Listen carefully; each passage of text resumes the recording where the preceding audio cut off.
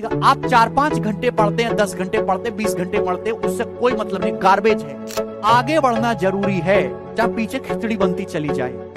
शांत होकर चुपचाप पूरा सिलेबस 7 से 8 महीने लगेंगे, पूरा सिलेबस कंप्लीट करो। जवान आदमी हो भाई, कैसा थकना? क्या जवान आदमी भी कभी थकता है? क्या आप लोग बूढ़े हो चुके हो? जवान आदमी के अंदर अपार ऊर्जा होती है, उस ऊर्जा का उपयोग करो। पूरी दुनिया इतनी मेहनत कर रही है, लोग अपने सर पे सीमेंट के वो कट्टा रख के ऊपर 15-15, 20-20 मंजिल चढ़ते हैं सुबह से शाम तक, केवल 300 रुपए की मजदूरी के लिए। और आपको पढ़ने में भी थकना लग रहा है, घर में बैठ के आराम से पढ़ रहे हैं। क्या करोगे जीवन में? सर मैथ में बिगिनर है, तैयारी कैसे कर? मैथ में बिगिनर है तो कोई खास बात है? तुम कोई स्पेशल हो? पूरी दुनिया तुम्हारी तरह बिगिनर है। तुम्हारे साथ साथ 5-6 हजार बच्चे और नए बैच में पढ़ के जुड़ रहे हैं, तो सबके सब बिगिनर हैं। तुमको स्पेशल थोड़ा ना हो। जो बच्चे कहते हैं सर मैं बिगिनर हूं, कैसे करूं, तो बिगिनर नहीं, तुम गधे हो। पढ़ाई करो मन से, बात समाप्त। हर इंसान बिगिनर है। ये बच्चे बिगिनर ही तो हैं, ये उत्तर बता रहे, कैसे बता रहे हैं? कुछ भी लो कोमल, चुपचाप मुंह पे ताला लगा के मुर्दे की तरह पढ़ो, सिलेबस पूरा करो। उसके बाद 10 साल के प्रीवियस ईयर के क्वेश्चन लगा लो, मेंस के 5 साल के प्रीवियस ईयर सारे एग्जाम्स के लगा लो, मॉक टेस्ट लगा लो, बात खत्म, नौकरी ले लो, भाड़ में जाओ। फिर बिगिनर है क्या? बिगिनर फिगिनर है? पूरी दुनिया ही बिगिनर है। हर साल लाखों ग्रेजुएट हो रहे हैं, उन लाखों में से कई लाख सरकारी नौकरी की तैयारी में आ रहे हैं, सब बिगिनर हैं। बिगिनर है तो जैसे लड्डू दे, इनको प्रसाद दें। यार आप कैसे बालक हो भाई?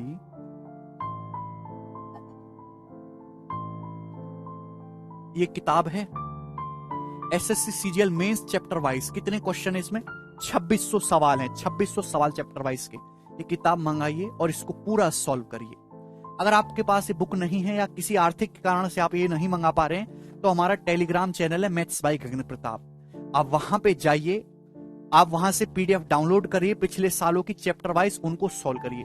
राकेश सर की 7300 वाली किताब है, कोई दिक्कत नहीं है, आप उसको भी सॉल्व करिए, लेकिन कम से कम कुछ ना कुछ अपनी तरफ से मेहनत करिए। किरण से पढ़ता हूं, कोई दिक्कत नहीं, वहां से सॉल्व कर लो, कोई परेशानी नहीं है।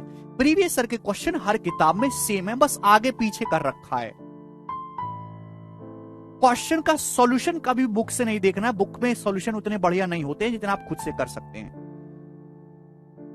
मैं आपको कई बार एक्सप्लेन कर चुका हूं कि तैयारी करने का एक ही तरीका है, शांत होके चुपचाप पूरा सिलेबस 7 से 8 महीने लगेंगे, पूरा सिलेबस कंप्लीट करो, बिना कुछ चूचा करे, दिमाग को डेविएट करे। एक लंबा प्रोसेस है, एक दिन में कुछ नहीं होगा। आप चाहते कि एक दिन में हो जाए, नहीं, 7 से 8 महीने में सिलेबस कंप्लीट करो, साथ साथ रिवीजन करते रहो।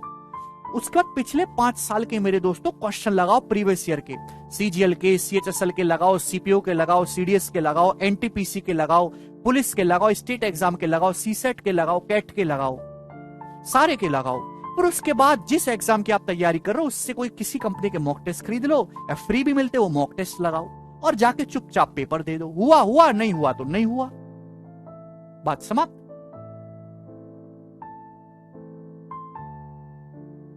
क्लियर है? आप अपना काम ईमानदारी से करो। बच्चे ना लंबे समय तक टिक के पढ़ नहीं पाते, पेशेंस नहीं है, वो जल्दी रिजल्ट चाहते हैं, ऐसे नहीं हो सकता। सरकारी नौकरी में एक लंबा प्रोसेस है। आदमी कोई आदमी सपोज अपना कोई खुद का बिजनेस कारोबार करता है, तो उसको भी एक फल फूलने में 4-5 साल लगते हैं ना, मिनिमम 4-5 साल तो लगते ही लगते हैं। ऐसे ही गवर्नमेंट एग्जाम आपको, गवर्नमेंट नौकरी फिक्स आपको तनख्वाह देगी, तो उसके लिए भी आपको कम से कम 2-2.5 साल तो देने पड़ेंगे ना, पूरे अपनी लाइफ के, कम से भी कम। तो पेशेंस और धीरज रखो, किसी चीज के साथ इमोशनल होने की जरूरत नहीं है। जो सवाल सॉल्व हो गया ठीक है, नहीं सॉल्व हुआ तो आगे बढ़ जाओ। जो चीज समझ आ गई ठीक है, नहीं समझ में आई आगे बढ़ जाओ। आगे बढ़ना जरूरी है, जहां पीछे खिचड़ी बनती चली जाए। पहले चीजों को निपटाना जरूरी है। किसी सवाल में 1 घंटा खराब कर रहे हैं, 10-10 मिनट तक उसी को देख रहे हैं, कोई सवाल नहीं हो रहा, मूड खराब हो गया, बैठ के किताब बंद कर दी, ऐसा नहीं होता। सवाल नहीं हुआ, फाड़ दो उसको, आगे बढ़ जाओ। नहीं हो रहा, आगे बढ़ जाओ।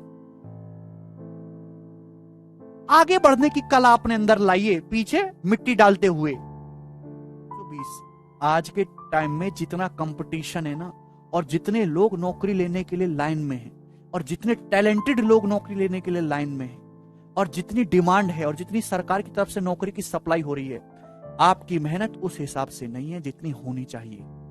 ये बात मैं बहुत सीरियस होकर बोल रहा हूं और आप भी समझो।